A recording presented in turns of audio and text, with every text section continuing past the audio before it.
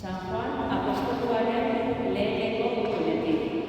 Senide maiteok, begira zenbaterainoko maitasuna agertu digun aitak, Jainkoaren seme alaba izena baita aramago, baita izana ere.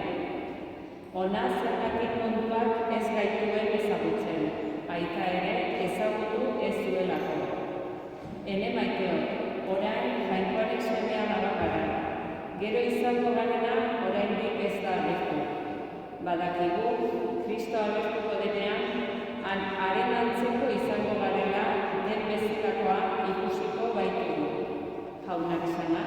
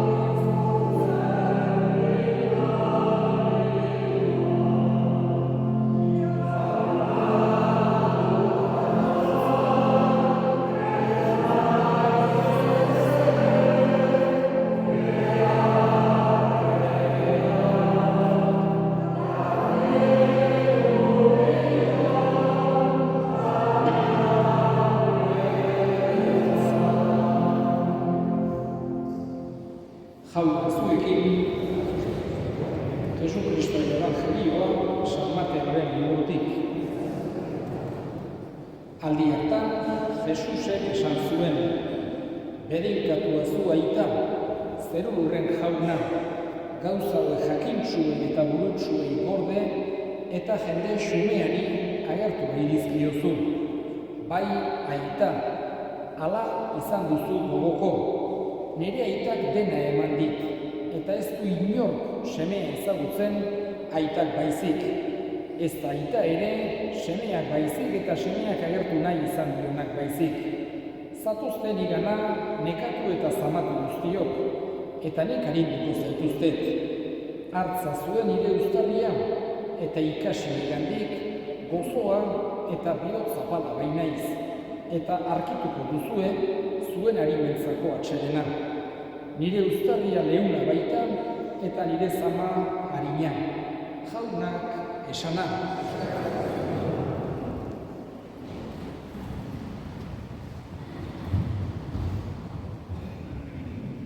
Jesusek bere dotrina eta bere mezua guri helarazteko eguneroko ejempluak eta jartzen zituen, ulertzeko modukoak.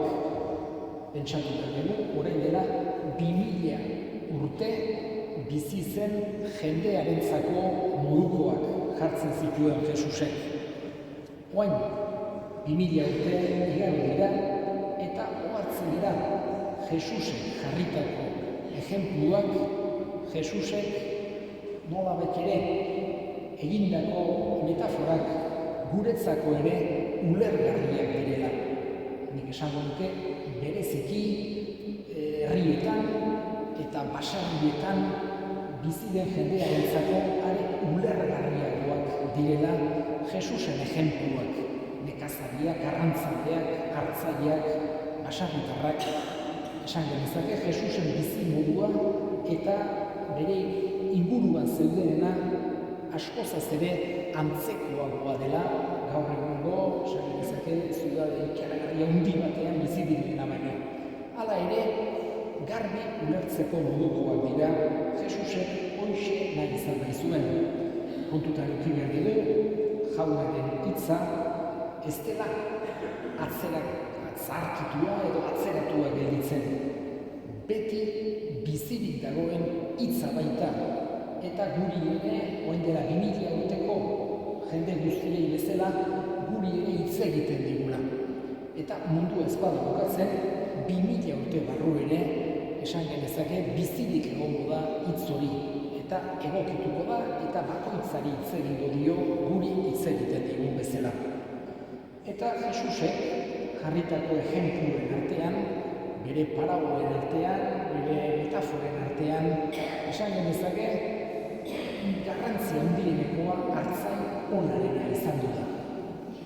Jesusen ezagutzen diren aurreneko irudiak, hain zuzen ere, bi ezaugarri eukitzen ditu Jesusek normalean. Bat gurutzean ezelako, eta bestea ardi bat. Askotan, hasieratik Jesus irudikatu da ardi bat lepoan zuela, edo ardi bat ondoan zuela, ardi batzuk nolabait ere zaintzen, bere burua hartzai onarena bezala agertu nahi izan baitin. Horrekin, Jesusek adierazten nahi izan digu, bere gertutasuna, bere maitasuna, eta ez dela bere maitasuna, nolabait ere esateko teorikoa, edo bultzo bat maite duela bezala. Baizik eta konkretua eta gutariko bakoitza maite gaituela. Hain zuzen ere, horixe da Jesusek adierazten nahi izan diguna parabola horrekin. Guri sentiaraziz bezala, bera gurekin dagoela, berak zaintzen gaituela, berak ezagutzen gaituela gutako bakoitza eta berak maite gaituela. Hori da batez ere, Jesusek nahi duena guk berarekiko senti dezagula. Gure bizitzako egoera eta gorabehera guztietan. Edozein momentutan gaudela ere, momentu onak, momentu alaiak, momentu tristeak, haserre gaudenean, pozik gaudenean, nahi du senti dezagula bera gurekin dagoela. Ez gaituela eskutik uzten, beti zaindu nahi gaituela. Bide honetik eraman nahi gaituela, eta gutako bakoitza berarentzako importantea dela. Gaurkoan Juan Fermin gure senidean, despeditzen ari geran honetan, bereziki gogoan hartzen dugu Jesusek erakutsi nahi izan digun errealitate hori. Hartzai onaren irudia gogoan hartuz. Gure herriak esanguratsuak den metafora, bere aipatu dela bezala. Eta pentsatuz Jesusek berarekiko duen maitasuna. Eta eskatuz maite duen Jesus hori, konforme gure senideari eman dezaiola betireko atsedena eta erabateko zoriontasuna. Mundu hontan denok erromes bezala gabiltza, gure helburua ez baita hemen. Badakigu, hil beharra daukagula, ez dakigu noiz, ez dakigu nola, aiatuko zaigun, baina badakigu hilko gerala. Eta heriotza beti horra da, hala ere. Baina nahi du Jesusek berarengan konfiantza sakon hori eduki dezagun. Itxaropen sakon hori izan dezagun. Berak argi utzi nahi izan digu maite dituela, errukutsua dela. Are gehiago esan duke, bere ezaugarrietan hoixe da Jesusek evangelioan gehien azpimarratu nahi izan duena. Ez du azpimarratu nahi izan Jainkoa ahal guztiduna dela edo dena dakiela, horiek baita ere agertzen dira. Baina horien ondoan gehiago azpimarratu nahi izan du Jesusek Jainkoak maite dituela.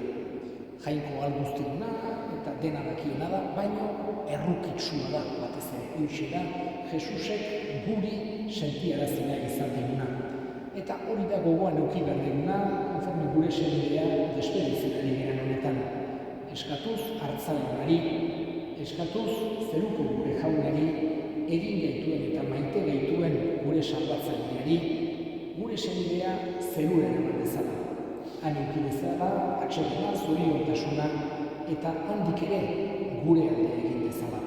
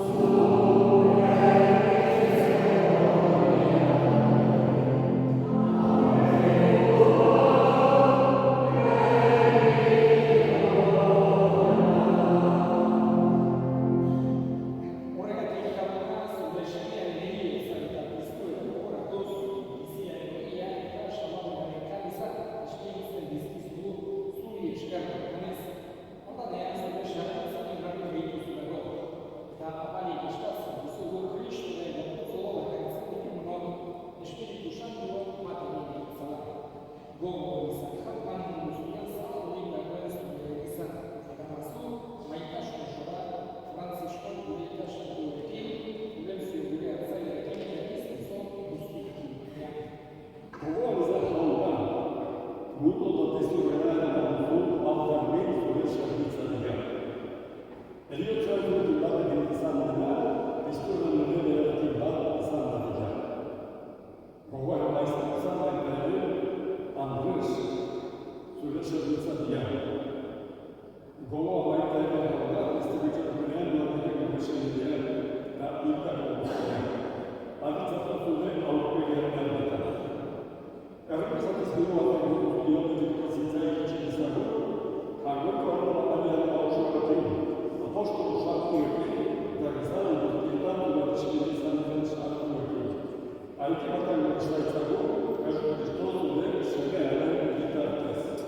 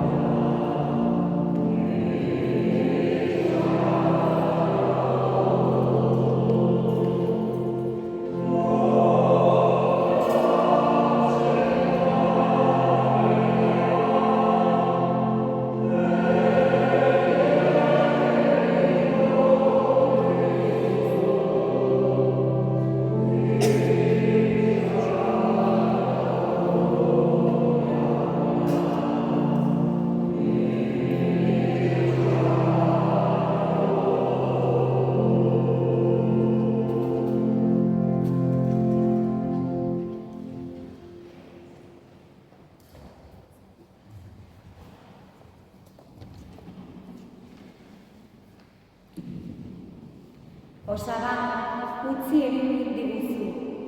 Azkeneko 2 aste hauek asko disfrutatu ditugu zurekin. Baita zute ere gurekin. Goiz eta txalde onak pasatu ditugu. Kartetan kontu kontari. Zeinek esango luke, gure 2 azkeneko asteak izanen ziela.